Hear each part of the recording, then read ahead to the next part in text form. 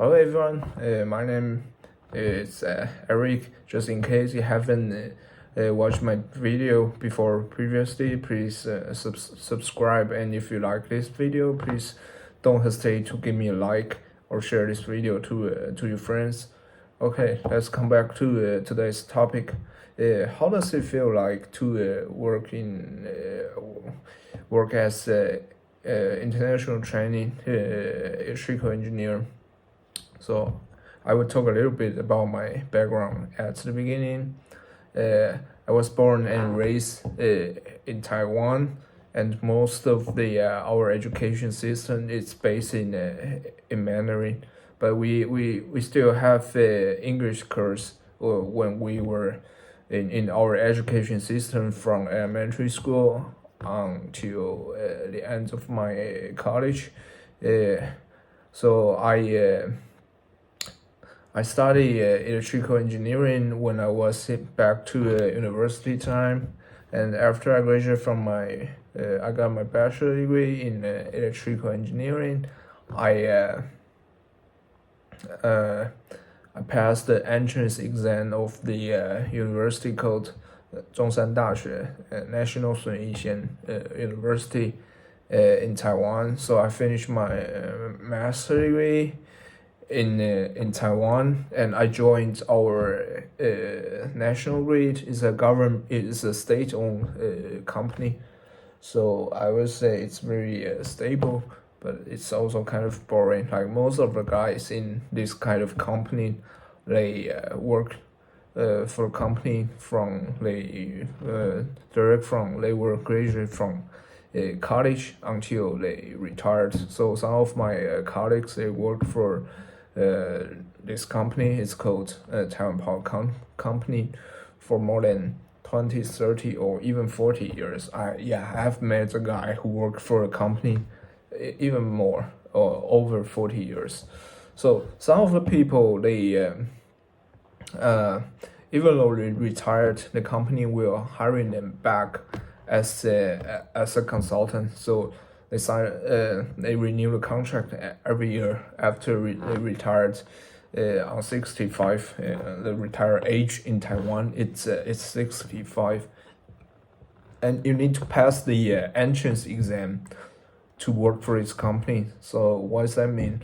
So there are two different parts of the interview. Or let's say the first part, it's a paper exam. So you have to be on top of all of the candidates. Let's say, so there were like back to 2017 when I was working for that company. There were roughly 2,000 candidates, and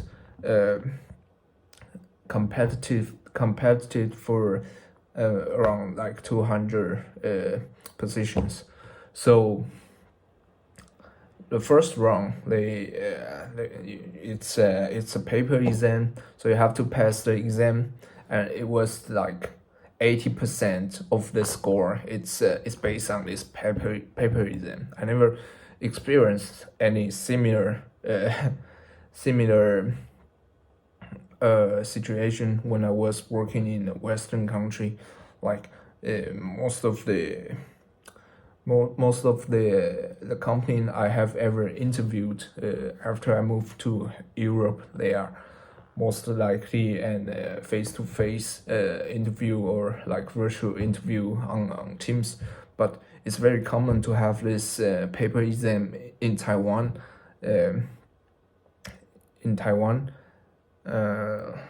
Or some of the Korean or Japanese company, and I think Korean, they are even more crazy about paper exam, because I used to watch a YouTube video that describe how Korean young people or fresh grade after they graduate from college, they went to a Korean school maybe in Seoul, and there's a street of the Korean school just for all of the government job, and also the massive corporation in South Korea, like Samsung, Hyundai, or LG company like that. So some of the young people in Korea, they even prepare for this kind of entrance exam, let's say, to work for a big corporation for like 2-3 years. I think that's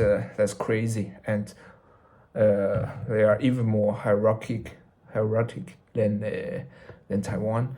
But I would just share my experience. That's what I have heard or learned from the website. So I will not put too many comments on this. Okay, so I passed the exam and I did the interview. It was mainly about asking about like your family background, or do you have any people? Do you have any relatives working in mainland China? Because it's power company in Taiwan. It's considered as critical infrastructure they owned. So you have to be clear that you're going to be work for a kind of like semi-government job in this company called Taiwan Power Company.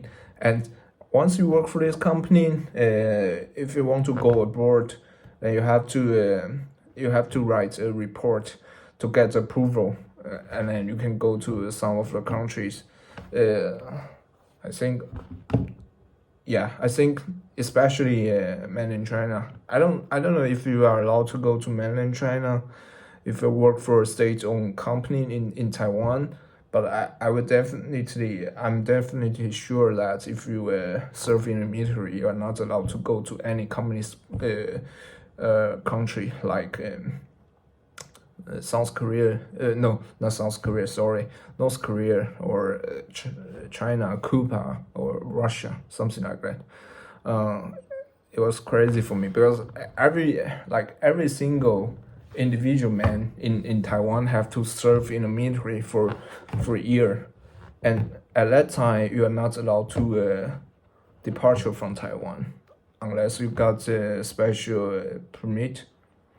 So after working for this government-owned company, Taiwan Power Company, for a year, I got very bored, and I see all of my classmates when I was in college, they went to a high-tech company like TSMC, Taiwan Semiconductor Manufacturer Company, or IC Design Company. That's the company can make big money in Taiwan, really big money. Like you get paid, I don't know, $100K US after you first graduate from college. If you are on a good time, like they give you a lot of bonus if the company performs well. Okay, so I decided to resign from the government-owned company and try something new in a high-tech industry. So I went to a company. It's called Ristron, and they are OEM of all of the branding laptop like Dell or HP in America. So I tried this company, but I only worked for them for 6 months because it was too tiring for me, and I was exhausting at that time when I was working there. We had to go to the company around like 9 a.m. in the morning, which is normal, but you have to stay in the company until 11 p.m. something like that, because you got to concur with your client in United States, and you have to cooperate with their time. So at that time it was really, really tough. So I kind of decide to switch my industry again. So I try to interview several positions on programming. So I was really lucky because I didn't have any experience on programming stuff or software engineering. I was major in power engineering when I was in my master degree, and my master's thesis was also about like fault detection of the transmission system in the power engineering sectors. So I got several interviews, and I was really lucky. Of course, I prepared, like I study Python and C++ on YouTube, and did some project, and I got hired by a new startup company. They were doing the algorithm for the vehicles, so that you can have the 3D view around your cars. So that's what I did when I was on that startup. But after joining this company for, I don't know, around like 3 months, I realized that I was not the talent for software engineering. I was very tired about coding and sitting in front of the laptop for, I don't know, for more than 9 hours or 10 hours a day. So I decided to switch back to my original sectors, power engineering. And then I worked for a refinery for a year and a half. There's the company, the name of the company is called Formosa Plastic Corporation. Yeah, it was also really tough because we were working on site as operation engineer in refinery. It was kind of dangerous. We have experienced several fire accidents in the time I was serving there. Yeah, it was really tough. I got dirty every day, and when I went back home, my parents were kind of very worried about me because they thought the environment was very dangerous. At that time, I was living with my parents because the petrochemical industry park was like half hours away from where my parents live. So I live with them at that time. So yeah, I think I will stay with that company until, I don't know, probably until I retired and maybe get married with a local girl. I don't know, at that time that was my thought. But one day there's a Danish company came to Taiwan and start up their first offshore wind project. No one heard about this company before, but it was probably one of the biggest company in Denmark, and they are hiring like young engineers, and they give them opportunities to do rotation in different countries. So it was like two or three rotation in APAC region, and 2 rotations in Europe. So I spent my first 8 or 9 months in Taiwan to learn how to construct onshore substation for offshore wind farm, which was quite interesting for me. But I also contribute my knowledge to the company, because at that time there were no people have knowledge with the offshore wind farm. Yeah, we do have people know how to build up onshore substation, of course, because onshore substation it's all around the country, right? And I used to work for National Grid, so I was very mature. If you are gonna to build onshore substation, that's already very mature. And if you are gonna to start up a new project, it's very how do you call this? It's very standardized already. But for the onshore substation for the offshore wind farm, it's a different story.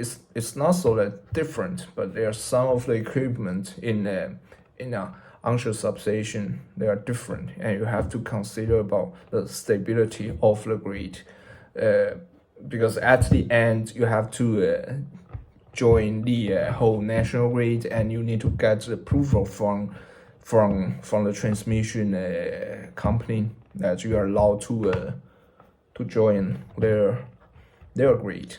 So at that time, Taiwan Power Company, they are the boss. We need to get approval from Taiwan Power Company to full commission the wind farm with